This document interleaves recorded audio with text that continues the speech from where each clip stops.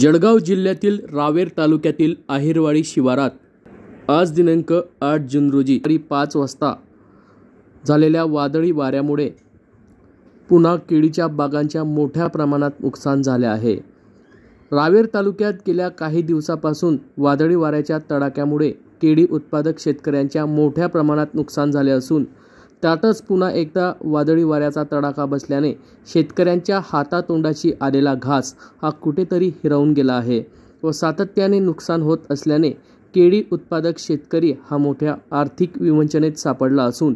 नुकसानग्रस्त शेतकऱ्यांना तात्काळ मदत मिळावी अशी मागणी शेतकऱ्यांकडून केली जात आहे।